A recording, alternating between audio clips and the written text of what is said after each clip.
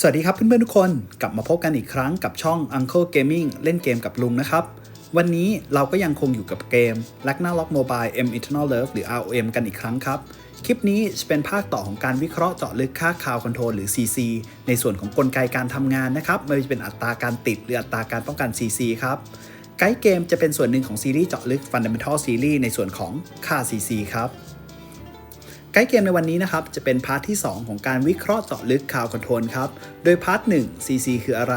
แชมป์ได้เล่าไปแล้วนะครับว่า CC มีกี่ประเภทมันทำอะไรได้บ้างเพื่อนๆสามารถดูคลิปย้อนหลังจากลิงก์ใน description ของคลิปนี้ได้เลยครับ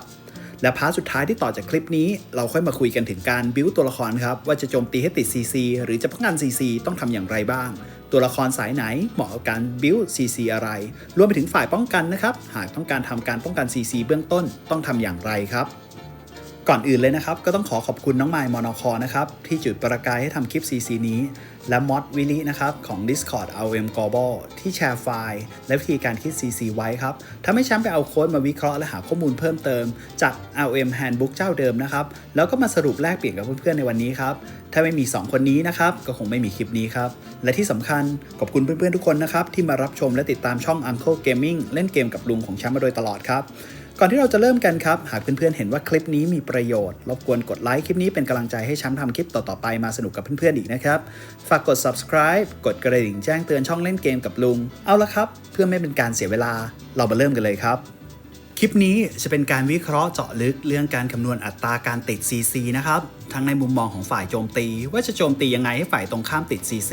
และในมุมมองของฝ่ายป้องกันว่าจะป้องกันการโจมตี CC อย่างไรไม่ให้ติด CC ครับซึ่งหากเพื่อนๆอยากทราบว่า CC แต่ละชนิดมันทำอะไรได้บ้างโดยละเอียดเพื่อจะได้ประเมินว่าเราจะทำการป้องกัน CC อะไรในเมตานี้สามารถกลับไปรับชมได้ในคลิป CC Part 1ครับผม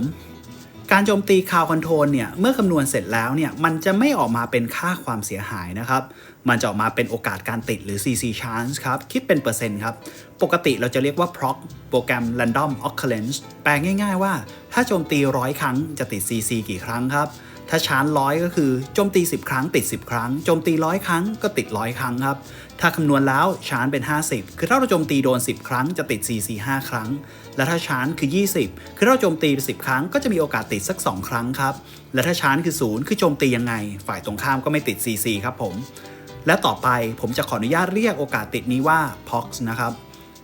ซึ่งดังที่ได้กล่าวไปเมื่อกี้ครับว่า PROC คือโปรแกรม Random Occurrence คือการคำนวณอัตราการเกิดขึ้นของสิ่งที่เราตั้งใจจะให้เกิดแบบ Random และในบริบทของเกมส่วนใหญ่ครับคำว่า PROC เราก็จะใช้กับค่า CC ครับผมดังนั้นถ้ากล่าวถึง PROC ก็คืออัตราการเกิด CC นั่นเองครับเอาละครับเรามาดูวิธีการคำนวณอัตราการติด CC กันเลยนะครับการคำนวณค่า CC จะประกอบไปด้วยกันทั้งหมด4ส่วนครับเราจะมาดูภาพรวมกันก่อนนะครับแล้วค่อยๆเจาะลึกไปแต่ละส่วนครับหลังจากนั้นเราจะมาลองคำนวณกันว่าเวลาเราไปใช้งานจริงๆมันจะติดหรือไม่ติดอย่างไรครับสูตรการคำนวณที่เห็นนี้คือสูตรเต็มๆของการคำนวณ CC ทั้ง4ส่วนนะครับทั้ง4ส่วนจะคิดเป็นเปอร์เซ็นต์ทั้งหมดแล้วเอาเปอร์เซ็นต์มาคูณกันออกมาเป็นอัตราการติด CC ครับผมส่วนแรกเลยครับคือ Base Status Chance คือส่วนที่สำคัญที่สุดเลยครับคือตัวที่แจก CC Proc ครับCC ที่เกิดขึ้นเนี่ยจะเกิดขึ้นไม่ได้เลยถ้าไม่มีส่วนแรกคือตัวที่แจก CC แปลง่ายๆคือถ้าเราจะแจกพิษให้ฝ่ายตรงข้ามแต่เราไม่มีเบสสเตตัสในการแจกพิษยังไงฝ่ายตรงข้ามก็ไม่ติดพิษนั่นเองครับส่วนที่2เนี่ยคือเปอร์เซ็นต์ status attack เอามาหักลบกับเปอร์เซ็นต์ status resistance แล้วมาบวก1ครับเวลาเราโจมตี CC เนี่ยนะครับมันจะมีของบางอย่างสกิลบางอย่างที่เพิ่มอัตราการติด CC ครับเช่นเพิ่มการติดสตัน 25% เพิ่มการติดฟีด 25% แบบนี้นะครับในส่วนของฝ่ายป้องกันหลักๆเลยก็คือออฟแมวครับที่ได้เปอร์เซ็นต์ status resistance มันจะเอาฝ่ายโจมตีและฝ่ายป้องกันมาหักลบกันครับได้เท่าไหร่จะนับเป็นเปอร์เซ็นต์ในส่วนที่2ซึ่งส่วนนี้จะคิดแยกเป็น CC ในแต่ละชนิดเลยนะครับเช่นฟีดคิดฟีดสตันคิดสตันหินคิดหินครับส่วนที่3ครับคือเปอร์เซ็นต์ CC attack เอามาหักลบกับเปอร์เซ็นต์ CC resistance ครับค่านี้คำนวณแบบส่วนที่2เลยครับเพียงแต่ค่าส่วนนี้จะช่วยให้การโจมตีหรือการป้องกัน CC ทุกชนิดครับคือรวมทั้ง12ชนิดเลยนะครับสูงขึ้นไอเทมหรือสกิลที่ได้ค่านี้จะมีไม่มากแตกต่างจากส่วนที่แล้วที่หาได้ค่อนข้างเยอะกว่าครับและส่วนสุดท้ายคือค่า stat ครับที่ส่งผลต่อการโจมตี CC มาลบกับค่า stat ที่ส่งผลต่อการป้องกันค่า CC ในแต่ละค่า stat ครับ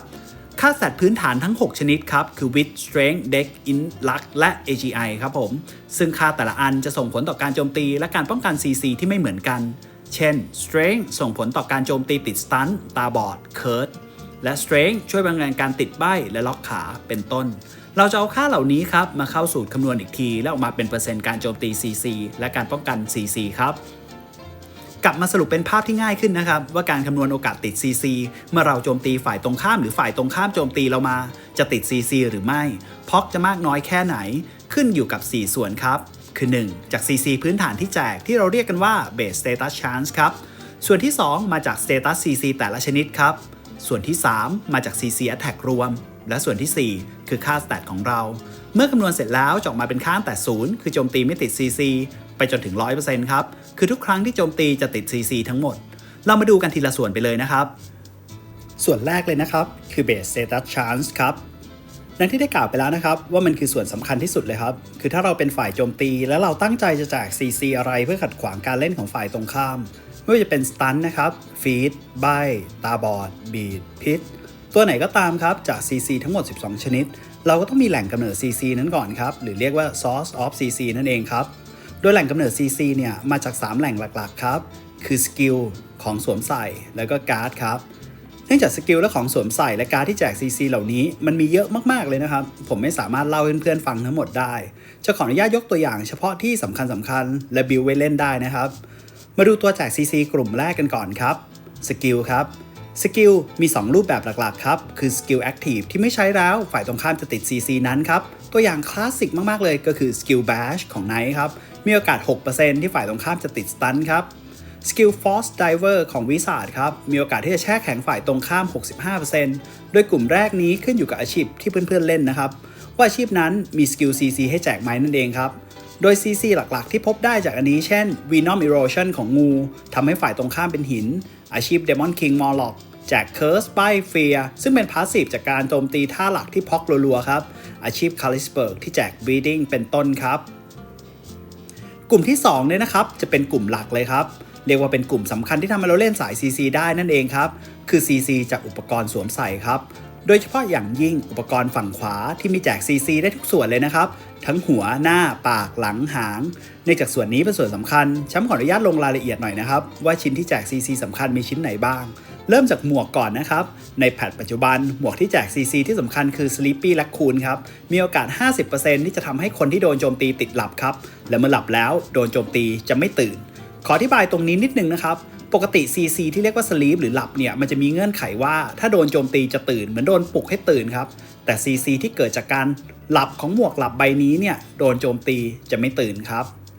ถ้าแพทก่อนหน้านี้ก็จะมีหมวกอีกใบครับคือ Thunder Ghost Kabuto ครับที่เมื่อโจมตีปกติหรือ AA เนี่ยมีโอกาส 30% ที่จะทำให้ฝ่ายตรงข้ามติดสตัน2วินาทีครับในส่วนของหน้านะครับจะมี Gaze of the Night Owlที่ทำให้ฝ่ายตรงข้ามมีโอกาส 50% ที่จะติดเฟียร์เป็นเวลา2วินาทีครับและติดได้1ครั้งในทุกๆ10วินาทีอีกอันก็ Social Etiquette ครับอันนี้มีโอกาส 50% ที่เมื่อโจมตีโดนฝ่ายตรงข้ามจะติดสตัน 50% ครับเป็นเวลา2วิและติดได้1ครั้งในทุกๆ10วินาทีเช่นเดียวกันครับแต่ทีเด็ดของหน้านะครับคืออันนี้ครับ Pumpkin Icing ครับที่ทำให้ฝ่ายตรงข้ามมีโอกาสติดเคิร์ส3วินาทีอันนี้คือติดแน่ๆ 100% นะครับและติดซ้ำได้รัวๆเลยครับไม่มีข้อจำกัดว่าติดกี่ครั้งในกี่วิดังนั้นพวกสาย CC ที่ใช้รูเรือ Disastrous Rule ที่ลบบัฟถ้าใช้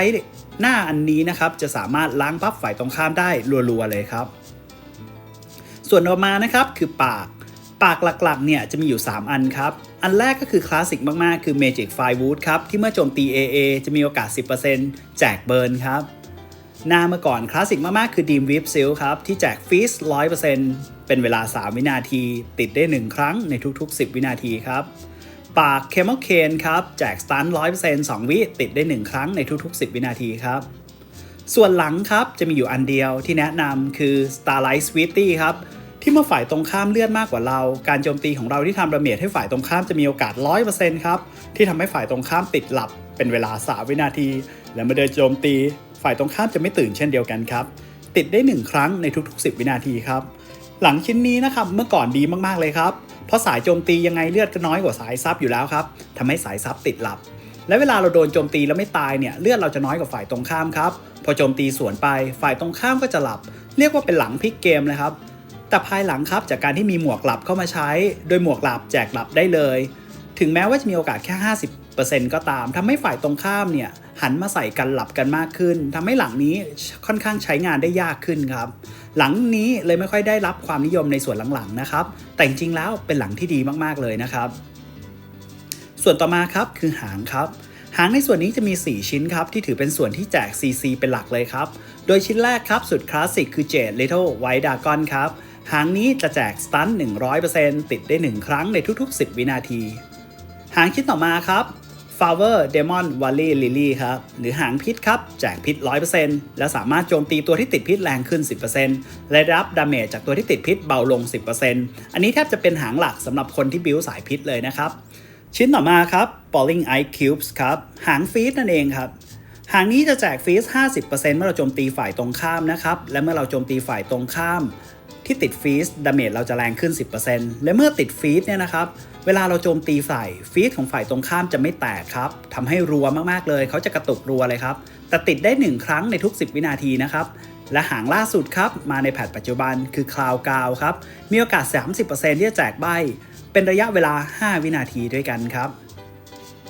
จริงๆแล้วนะครับมีอาวุธที่แจก CC ด้วยนะครับแต่ไม่เป็นที่นิยมเพราะส่วนใหญ่ต้องใช้อาวุธประจำอาชีพเพื่อทำดาเมจมากกว่าครับเช่นกิโยตินครับเมื่อโจมตี AA จะมีโอกาส 10% สตันฝ่ายตรงข้ามแซ่พิษครับที่เมื่อโจมตีมีโอกาส 10% ทำให้ฝ่ายตรงข้ามติดพิษครับเวนอมแดกเกอร์ครับเมื่อโจมตี AA มีโอกาสทำให้ฝ่ายตรงข้ามติดพิษแต่จริงๆนะครับแชมป์ไม่แนะนำอาวุธในกลุ่มแจก CC นี้เลยนะครับผมไปใช้อาวุธในกลุ่มอื่นดีกว่าครับและส่วนสุดท้ายนะครับแหล่งที่แจก CC ที่มาจากการ์ดครับตัวอย่างคลาสสิกเลยคือการ์ดอาวุธครับการ์ดบอสม้าขาวครับผมเมื่อใช้การโจมตีระยะใกล้ทั้ง AA หรือสกิลนะครับจะมีโอกาส 8% ที่จะแจกสตันเคิร์สป้ายพิษและบีดอย่างใดอย่างหนึ่งให้กับฝ่ายตรงข้ามเป็นเวลา3วินาทีครับติดได้รัวๆเลยนะครับแจกได้หลายอย่างครับการ์ดใบนี้2ครับการ์ด Stormy Night ครับจะมีโอกาสแจกฟีดฝ่ายตรงข้ามครับเมื่อเราโจมตี AA โดยจะทำให้ฝ่ายตรงข้ามมีโอกาสติดฟีดอยู่ 20% ครับการ์ดบอสโลกครับ Corruption Loot Card ครับเมื่อโจมตีระยะใกล้ทั้ง AA และสกิลนะครับมีโอกาส 30% ที่ฝ่ายตรงข้ามจะติดครับหินหลับหรือเคิร์สอย่างใดอย่างหนึ่งแต่ติดได้1ครั้งในทุก15วินาทีนะครับแล้วก็จะมีพวกการ์ดหมวกแจก CC ด้วยนะครับที่นิยมก็อย่างเช่นการ์ด Dark Snake Lord ครับมีโอกาส 50% ที่เมื่อโจมตีฝ่ายตรงข้ามจะทำให้ติดตาบอดและเคิร์สครับการ์ดบอสมังกรลับครับเมื่อโจมตีฝ่ายตรงข้ามมีโอกาส 50% จะแจกพิษและเบิร์นครับแล้วก็มีกลุ่มหนึ่งนะครับคือกลุ่มที่แจก CC แบบสะท้อนแบบมีเงื่อนไขครับซึ่งเอาไว้แก้เกมได้เลยนะครับเช่นการ์ดมินิบอสจระเข้ครับ Treasure Chest Crocodile Card ครับเมื่อเราโดนดาเมจเวทมีโอกาส 33% ที่จะทำให้ศัตรูระยะ8เมตรรอบๆตัวเราติดหินเป็นเวลา3วินาทีครับการ์ดใบนี้ไว้เคาน์เตอร์มอลล็อกได้ดีมากๆเลยนะครับแต่อย่างไรก็ตามดาเมจมอลล็อกแดงมากถ้าเราจะใส่การ์ดใบนี้เราต้องมั่นใจก่อนว่าเราไม่ตายนะครับการ์ดไปต่อมานะครับการ์ดคิเมล่าดาวครับที่เมื่อเราโดนดาเมจกายภาพครับเราจะมีโอกาส 3% ที่จะทำให้ฝ่ายที่โจมตีเราติดสถานะพิษครับและนี่ก็เป็นตัวแปรกลุ่มแรกนะครับคือแหล่งกำเนิด CC ยิ่งเรามีแหล่งกำเนิด CC หลายชนิดเท่าไหร่ฝ่ายตรงข้ามก็จะมีโอกาสติด CC สูงขึ้นเท่านั้นครับในทางตรงข้ามถ้าเราไม่มีแหล่งแจก CC ต่อให้เราบิวค่าอื่นๆส่วนอื่นๆให้สูงแค่ไหนก็ตามนะครับฝ่ายตรงข้ามก็จะไม่ติด CC ครับผมดังนั้นถ้าเราจะเล่นสาย CC เราต้องมีส่วนนี้ก่อนครับคือส่วนที่แจก CC ครับเอาละครับเรามาดูส่วนต่อไปของสมการคำนวณโอกาสในการติด CC กันครับคือเปอร์เซ็นต์สเตตัสครับเปอร์เซ็นต์สเตตัสเนี่ยนะครับคำนวณจาก1ก่อนเลยครับ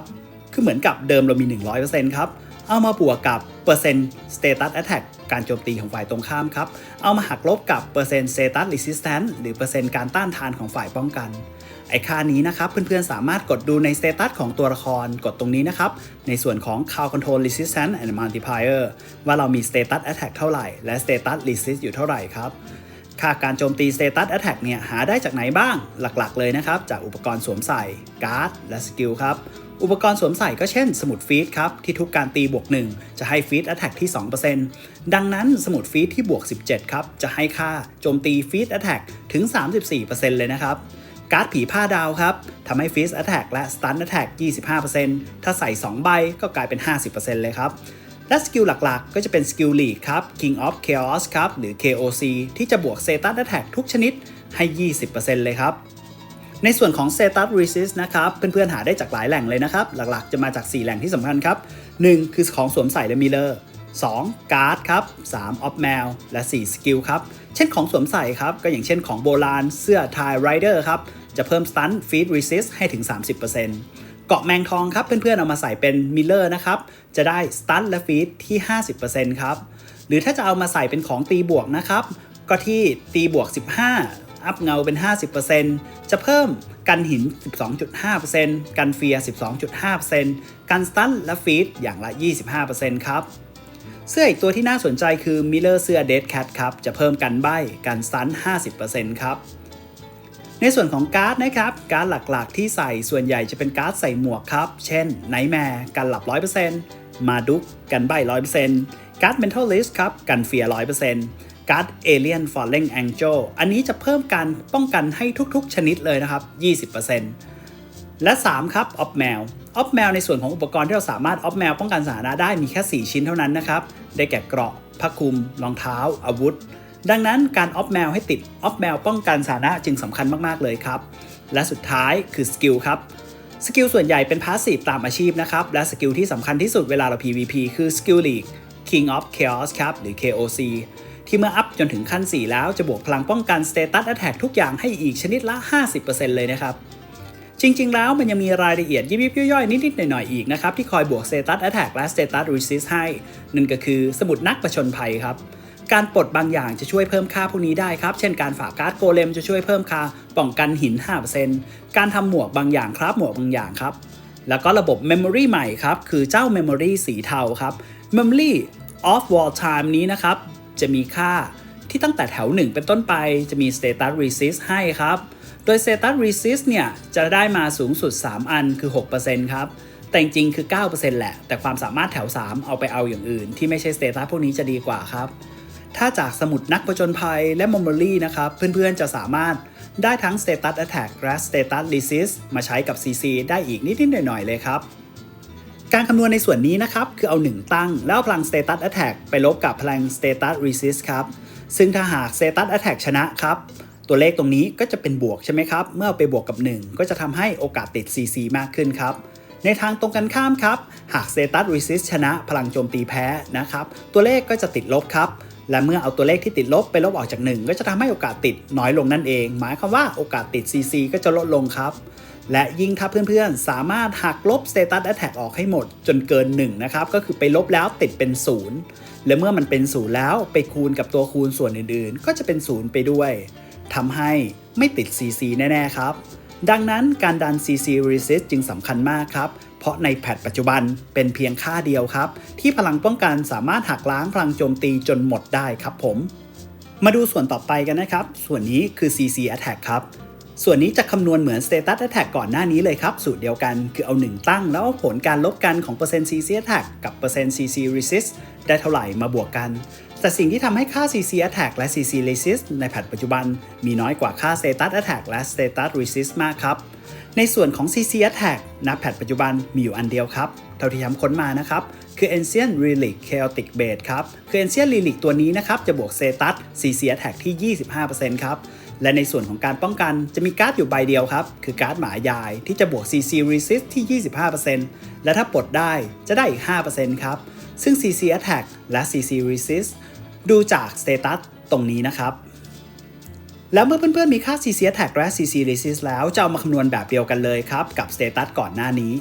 ซึ่งต้องขอย้ำอีกครั้งนะครับว่าค่าส่วนนี้คิดเหมือน Status Attack ก่อนหน้านี้ก็จริงแต่เอามาคูณกันที่หลังจึงส่งผลไม่เหมือนกันครับเดี๋ยวเราจะไปดูตอนคำนวณละเอียดและตอนท้ายกันอีกทีนะครับจะอธิบายค่านี้อีกทีครับแล้วก็มาถึงส่วนสุดท้ายนะครับคือส่วนที่ 4 ค่า Stat ครับค่า Stat มีทั้งหมด 6 ชนิดครับคือ Wit Strength Dex Int Luck และ AGI ครับแต่ละอันจะส่งผลต่อการโจมตี CC แต่ละชนิดและการป้องกัน CC แต่ละชนิดไม่เหมือนกันครับโดยมี2ประเด็นสำคัญครับที่เพื่อนๆควรรู้เกี่ยวกับการคำนวณ CC จากค่า Stat นี้ครับคือประเด็นที่1 Stat แต่ละอันทำอะไรได้บ้างและประเด็นที่2 Stat แต่ละอันทำงานกันยังไงมาดูในส่วนแรกก่อนนะครับว่า Stat ทำอะไรได้บ้างการโจมตีด้วย Status Attack เนี่ยค่า Stat ที่มีผลต่อการโจมตี Status แต่ละอันไม่เหมือนกันครับโดยค่า Wit ไม่ส่งผลต่อการโจมตี Status Attack เลยในขณะที่ค่า Stat อื่นๆจะส่งผลต่อทั้งโอกาสติดและระยะเวลาในการติดนะครับตัวแรกครับ Strength ค่า Strength จะส่งผลต่อ Stun ตาบอดและ Curse ครับตัวต่อมาค่า Dex ครับจะส่งผลต่อ Fear หลับและใบครับค่า Int ครับจะส่งผลต่อ Status Attack จะเป็น Freeze Bleed Burn หินครับค่า Luck จะเป็นพิษครับและสุดท้ายค่า AGI จะเป็นล็อกขาครับผม ในทางตรงกันข้ามนะครับค่า stat ก็จะมีส่วนช่วยในการป้องกัน status attack ได้ครับแต่แตกต่างกันตรงที่ค่า stat ที่ใช้ในการป้องกัน CC จะมีค่า stat หลักที่ช่วยลดทั้งโอกาสติดและระยะเวลาการติดและค่า stat รองที่ช่วยลดแค่โอกาสติดเท่านั้นไม่ช่วยลดระยะเวลาการติดครับโดย stat ตัวแรกคือ width ครับถ้าจะเป็น stat สำคัญในการป้องกัน CC เลยครับเพราะ width สามารถป้องกัน CC ได้ถึง6ชนิดครับคือครึ่งหนึ่งของ CC ทั้งหมดแล้วครับได้แก่ stun ใบ้ beat burn พิษและล็อกขาครับต่อมา strength ครับจะเป็น stat ป้องกัน CC รองที่ป้องกันได้แค่โอกาสติด CC 2ชนิดครับคือใบ้และล็อกขาครับ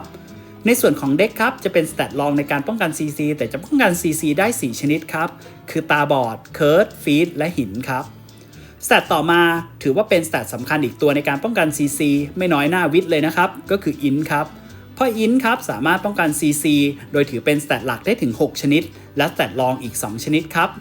ได้แก่ตาบอด curse fear หลับ feed หิน beat และพิษอีก2ตัวสุดท้ายครับคือลักและ AGI เป็น stat รองในการป้องกัน CC ครับโดยลักจะกัน fear และ sleep ในส่วนของ AGI จะป้องกันโอกาสในการติด stun และ burn ครับและทั้งหมดนี้ก็เป็นประเด็นแรกในการเข้าใจ stat กับการติด CC นะครับว่า stat อะไรส่งผลต่อ CC ค่าไหนโดย stat ที่ส่งผลต่อ CC attack จะแตกต่างออกไปจาก stat ที่ส่งผลต่อ CC resistance ครับผมว่าเพื่อนๆก็คงสังเกตเห็นแล้วใช่ไหมครับว่าจริงๆแล้ว stat ของตัวละครเราเป็นตัวกำหนดเบื้องต้นว่า CC ที่เราควรเล่นคืออะไรเช่นถ้าเพื่อนๆเป็นตัวละครสาย strength CC ที่ทำได้ง่ายๆเลยคือ stun by curse ครับแต่เพื่อนๆไม่มีอินเลยจะไป build CC พวก feed beat burn stone ก็อาจจะลำบากหน่อยเพราะต้องเอา stat ไปลงอินครับอีกกรณีหนึ่งคือการป้องกันครับถ้าเราเป็นตัวละครสายอินเราก็จะป้องกัน CC ด้วย stat ที่เรามีได้หลากหลายเลยครับในทางตรงกันข้ามถ้าเราเป็นสายดาเมจเพียวๆที่ไม่ค่อยอัพวิดหรืออินก็จะป้องกัน CC ลำบากครับผมซึ่งรายละเอียดการ build เราจะไปเจาะลึกกันในคลิปพาร์ทที่3นะครับต่อมานะครับเป็นอีกประเด็นที่สำคัญคือประเด็นที่2ครับเพื่อนๆต้องเข้าใจว่า stat แต่ละตัวทำงานอย่างไรส่งผลต่อ CC อย่างไรครับ stat แต่ละค่าส่งผลต่อ CC ไม่เหมือนกันนะครับมันมีตัวคูณเอฟเฟกต์ของมันทั้งการโจมตีด้วย status และการป้องกัน status ครับ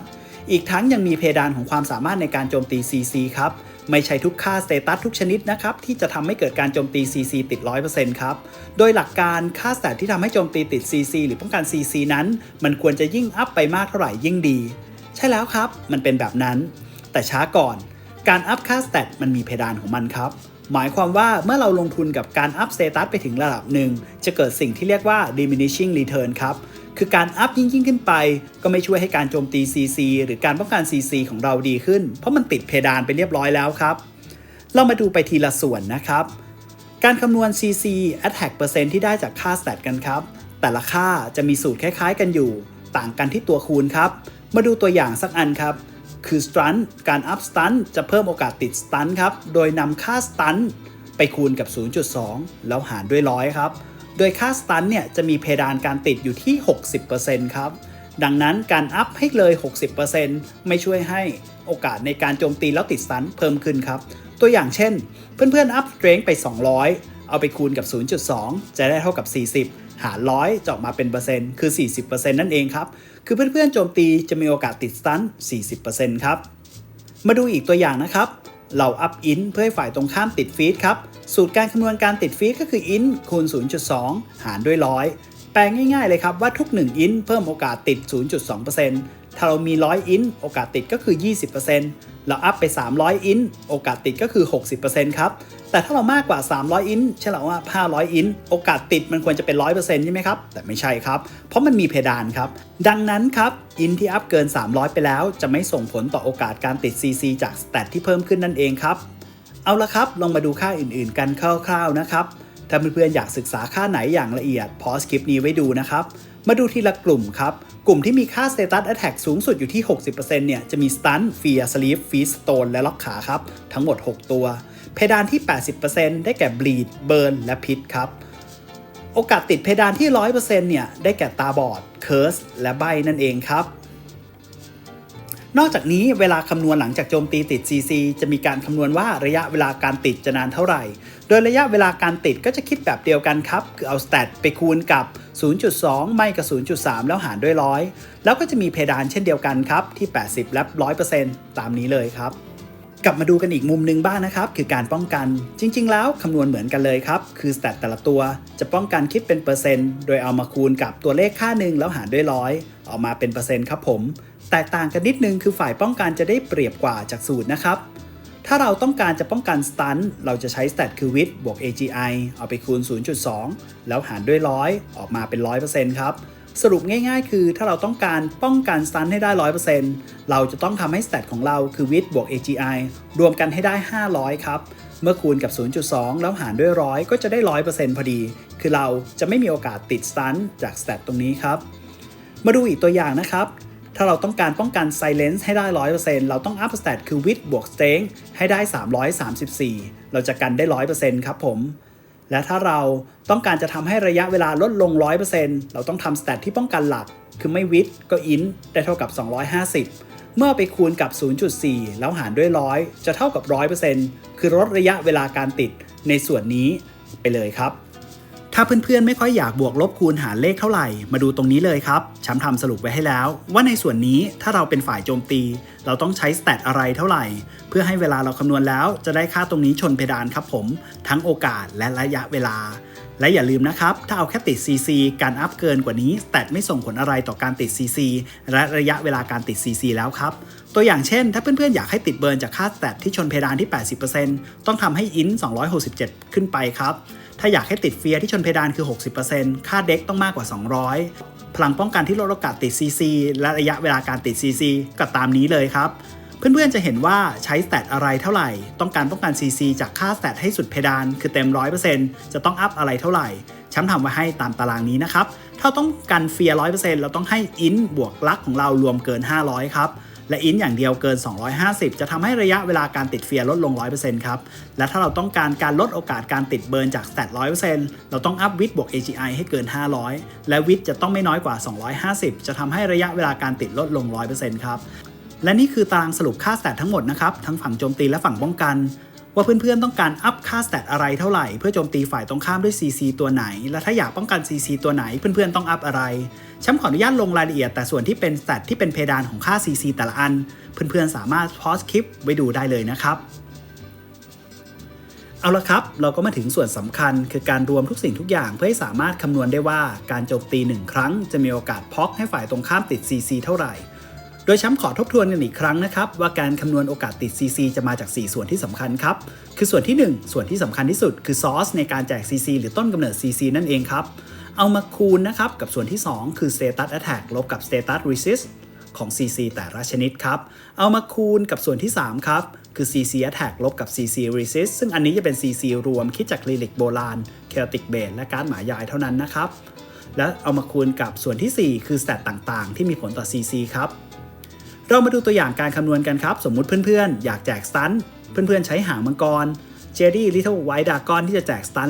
100% ในส่วนที่1 Sword of CC ก็จะคิดเป็น 100% ครับส่วนที่2ถ้าเพื่อนๆ up stun attack ไว้จากการ์ดผีผ้าดาว up King of Chaos ไว้แล้วดันให้ถึง 150% ในขณะที่ฝ่ายป้องกันทำ resist ไว้ 100% หลังหักกันแล้วไปบวก1จะเท่ากับ 1.5 เท่าครับมาดูส่วนที่3ถ้าเพื่อนๆใส่ Chaotic Base ฝ่ายตรงข้ามไม่มีหมายยายเอามาลบกันแล้วบวก1จะได้เท่ากับ 1.25 และสเตตัสสุดท้ายเรา up strength มา300ครับโอกาสติดสตันจะเป็น 60% ชนเพดานนะครับฝ่ายตรงข้าม up width และ AGI รวมกันได้200จะเท่ากับพลังป้องกัน 40% ลบกันแล้วบวก1จะเท่ากับ 1.2 ครับเอาทั้ง4ส่วนนี้นะครับคือส่วนที่1 2 3 4มาคูณกันจะเท่ากับ 225% ครับแต่มันแม็กที่ 100% นะครับคือในสถานการณ์นี้ฝ่ายตรงข้ามจะติดสตัน 100% แน่นอนครับสถานการณ์ที่2ครับถ้ายังทำให้ติดสตันโดยใช้เจด Little White Dragon อยู่นะครับจะเห็นได้ว่าฝ่ายป้องกันอัพป้องกันสตันจากส่วนที่2ขึ้นมาพอๆกับฝ่ายโจมตีและใส่การ์ดหมายายในส่วนที่3และอัพสเตตัสเพิ่มจนสามารถหักส่วนที่4ลงได้จะเห็นได้ว่าเมื่อคำนวณแล้วโอกาสติดสตันจะอยู่ที่ 60% ครับและในสถานการณ์ที่3ที่ใกล้เคียงกับความเป็นจริงมากที่สุดคือเมื่อฝ่ายป้องกันนะครับดันพลังป้องกันในส่วนที่2จนเกิน Status Attack หักลบได้โดยสมบูรณ์ครับจนทำให้เป็น0จะเห็นได้ว่าโอกาสในการติดสุดท้ายจะเป็น0เลยโดยอัตโนมัติโดยไม่สนใจการคำนวณในส่วนที่3และ4เลยครับผมเพื่อนๆจะเห็นได้ว่าการดันออฟแมวและไอเทมสวมใส่เพื่อหา Status Resist จึงมีความสำคัญมากเพราะส่งผลต่อการติด CC อย่างมีนัยสำคัญนั่นเองครับผม แล้วลองมาวิเคราะห์ซีนาริโอในสถานการณ์จริงในแพทปัจจุบันนะครับคือหางใบ้ครับหางใบ้มีโอกาส 30% นะครับที่จะแจกใบ้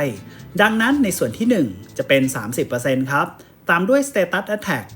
ถ้าทำแค่ KOC กับปลดสมุดและลบกับฝ่ายป้องกันจะชนะราวๆ 10% ครับหากใส่ Lyric Chaotic Blade รวมค่า Status โอกาสติดราวๆ 41% นั่นเองครับและเวลาติดจะติดจากไอเทมคือ 5 วิแต่เมื่อคำนวณจากระยะเวลาการติดจากศูนย์ก่อนหน้านี้ที่เล่าไปแล้วนะครับในสแตทส่วนนี้จริงๆจะติดราวๆ 80% คือ 4 วิถือว่านานเลยดังนั้นนะครับหางใบ้เนี่ยถือว่า Impact มากๆเลยเพราะการทำ Status ป้องกันใบ้เนี่ยทำได้ค่อนข้างยากครับ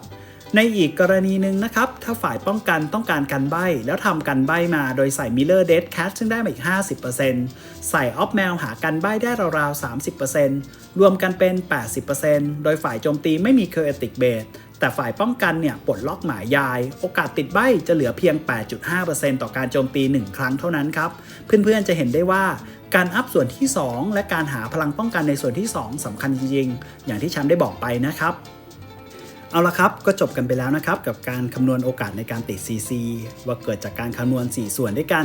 คือแหล่งกำเนิด CC Status Attack CC Attack และค่า Stat ครับเมื่อคำนวณเสร็จแล้วโอกาสจะออกมาเป็น 0 ถึง 100% ครับโดยส่วนที่สำคัญที่สุดเลยนะครับที่มีผลต่อโอกาสติด CC มีอยู่ 2 ส่วนครับ 1 คือแหล่งกำเนิด CC และ 2 Status Attack ครับส่วนที่ 2 ที่สำคัญว่าสามารถหักลบจนทำให้เราไม่ติด CC อะไรได้เลยและการจะเล่น CC สายอะไรขึ้นอยู่กับแสตพื้นฐานของตัวละครครับผมก็จบกันไปแล้วนะครับกับคลิปการเจาะลึกคาวคอนโทรลในพาร์ทที่ 2 การคำนวณการติด CC ซึ่งอาจจะปวดหัวหน่อยนะครับเพราะมีแต่ตัวเลขหวังว่าคลิปนี้จะเป็นประโยชน์กับเพื่อนๆนะครับและเช่นเดิมครับหากมีข้อผิดพลาดประการใดฉันต้องขออภัยมาณที่นี้ด้วยครับและรอติดตามคลิปพาร์ท 3 กันต่อนะครับจะเป็นคลิปเจาะลึกวิธีการบิวตัวละครสาย CC และการบิวเพื่อป้องกัน CC ครับว่าเราจะบิวเท่าไหร่อย่างไรอันไหนคุ้มค่าทั้งในฝ่ายโจมตีและมุมมองของฝ่ายป้องกันการออฟแมวออฟอะไรคุ้มการใส่หมายยายดีไหมรอติดตามในคลิปต่อๆไปเลยนะครับเพื่อนๆสามารถคอมเมนต์เพื่อแลกเปลี่ยนความคิดเห็นพูดคุยกันได้อยากให้แชมป์ทำคลิปเกี่ยวกับอะไรบอกกล่าวกันมาได้เลยครับยินดีมากๆแต่อย่างที่บอกนะครับทำได้ทำไม่ได้อีกเรื่องเลยครับสุดท้ายขอฝากช่อง Uncle Gaming เล่นเกมกับลุงไว้ในอ้อมอกอ้อมใจด้วยนะครับหากเพื่อนๆถูกใจคลิปนี้กดไลค์เป็นกำลังใจให้แชมป์ทำคลิปมาแลกเปลี่ยนกับเพื่อนต่อไปหรือกดแชร์เพื่อนๆที่กำลังสงสัยในเรื่องข้อมูลของเกม ROM เพื่อนๆเข้าใจมากขึ้นและเล่นเกมสนุกมากขึ้นครับเล่นเกมให้สนุกนะครับวันนี้ก็ขอลาไปก่อนไว้พบกันใหม่สวัสดีครับ